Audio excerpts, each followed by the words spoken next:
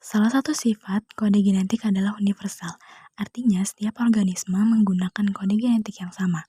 Tetapi temuan baru-baru ini menunjukkan adanya pengecualian pada beberapa spesies, terutama prokariot. Beberapa pengecualian tersebut terangkum dalam tabel berikut. Bisa kalian lihat tabelnya, setelah itu kita langsung menuju ke penyataannya. Jika diasumsikan kondon-kondon selain di atas selalu mengikuti kaidah umum, tentukan apakah pernyataan berikut benar atau salah. Kita langsung masuk ke pertanyaan yang A. Cloning gen dari E. coli ke Tetramena akan menghasilkan protein yang lebih pendek. Sebaliknya, cloning dari Tetramena ke E. coli kemungkinan akan menghasilkan protein yang lebih panjang. Pernyataan ini benar. Ya, bisa kalian lihat pernyataan ini benar. Kenapa benar? Jadi, bisa kita lihat di tabel kondon UAA dan UAG, itu ada yang berfungsi sebagai stop kondon. Ini kan bisa lihat ada ya tulisannya stop. Di E. coli akan ditambahkan menjadi asam amino glutamin di Tetramena.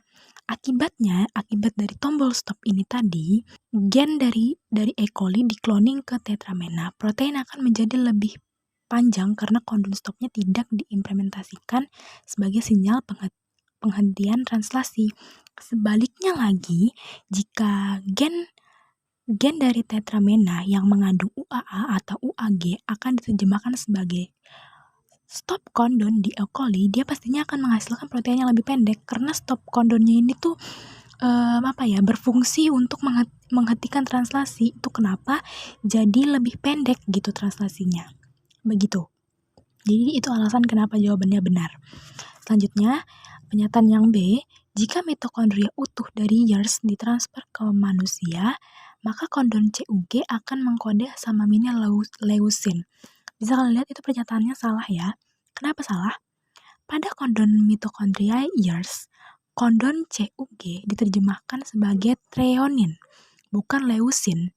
Jadi, jika mitokondria dari years utuh ditransfer ke manusia, kode genetik unik dari mitokondria years tetap akan berlaku. Oleh karena itu, kondon CUG akan tetap mengkode threonine, bukan leucin ya, teman-teman. Bahkan dalam konteks manusia sekalipun. Seperti itu. Selanjutnya, pernyataan yang C, jika gen virus menyerang Mycoplasma di kondon euplotes, maka protein yang diekspresikan dari gen tersebut kemungkinan mengalami misfolding.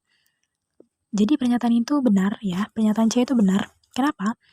Pada Mycoplasma, kondon UGA diterjemahkan sebagai triptopan. Tetapi di euplotes, kondon yang sama diterjemahkan sebagai cysteine. Perbedaan ini akan menyebabkan asam amino yang berbeda dimasukkan ke dalam protein sehingga struktur protein yang dihasilkan akan berubah.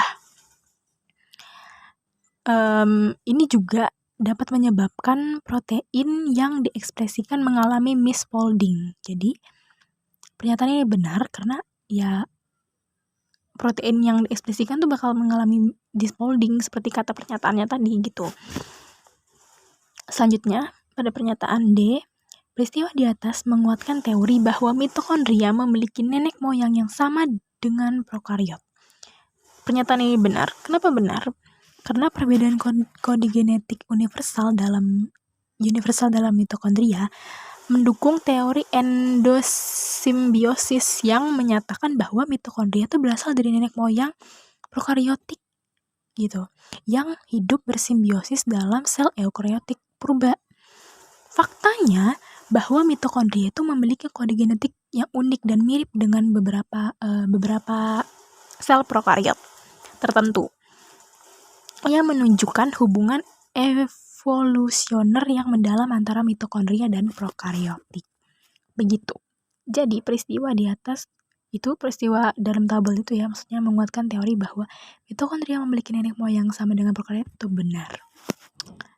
Terima kasih.